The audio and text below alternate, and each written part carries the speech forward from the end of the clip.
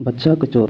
بہت پہلے جب ہر جگہ بادشاہی حکومت کیا کرتے تھے، ایک مرتبہ ایک بادشاہ اپنے ایک ملازم سردار سے ناراض ہو گیا اور اسے دربار سے نکال دیا اور حکم دیا گیا کہ تم دن رات اپنے گھر میں پڑے رہو، نہ کہیں باہر جا سکتے ہو اور نہ ہی کہیں کام کر سکتے ہو۔ یہ بظاہر معمولی حکم تھا، کیونکہ دن رات گھر میں پڑے رہنا، کچھ کام کاج نہ کرنا اور فارغ وقت گزارنا بہت مشکل ہوتا ہے۔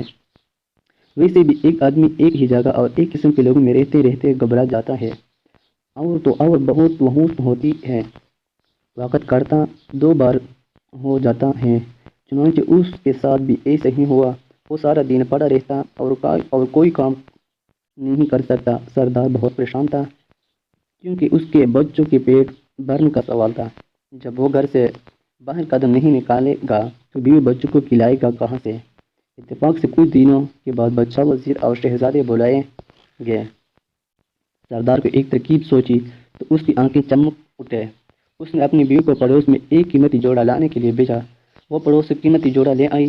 سردار نے مانگنے کی قیمتی جوڑا جلدی سے زیب بند کیا اور گھر سے نکل پڑا اور شان سے چلتا ہوا شاہی دربار میں جا پہنچا۔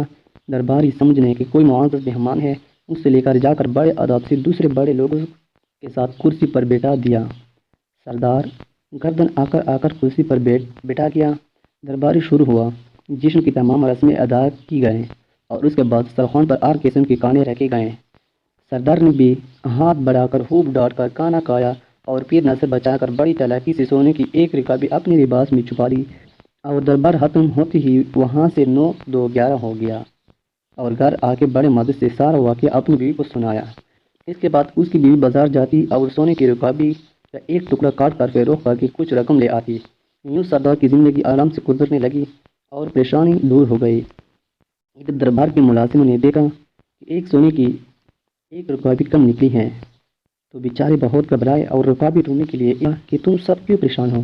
مجھے معلوم ہے کہ سونے کی رکابی غائب ہو گئی اور اب وہ تمہیں نہیں ملیں گے۔ مجھے یہ بھی معلوم ہے کہ وہ رکابی کسی نے چرائی ہے۔ اگلے سال پھر جشن ہوا اور دربار مہمانوں سے بھر گیا۔ جشن کے اختتام پر مہمانوں کو کھانا دیا گیا۔ سردار نے اس موقع پر بھی موجود تھا۔ کھانا کھانے کے بعد پھر اس نے نظر بچا کر بڑے اطمینان سے ایک سونے کی رکابی اپنے لباس میں چھپا لی۔ دربار ختم ہو تو مہمان جانے لگے تو سردار بھی محل کے دروازے سے باہر نکلنے لگا کہ اچانک بادشاہ سامنے آ گیا۔ بادشاہ کو دیکھ کر سٹ پٹایا اور گھبرایا کر ادھر ادھر دیکھنے لگا۔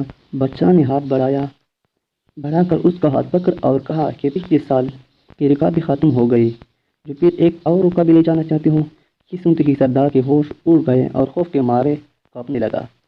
آخرکار بادشاہ کے قدموں پر گر پڑ اور کہنے لگا، حضور کے حکم کی تعمیل میں مجھے میرے گھر میں بند ہونے کر دیا گیا تھا۔ کئی مہینے تک پریشان اور تندرست رہا، پھر مجبور ہو کر یہ نصیبہ حرکات کی۔ حضور نے مجھے معاف کروائے۔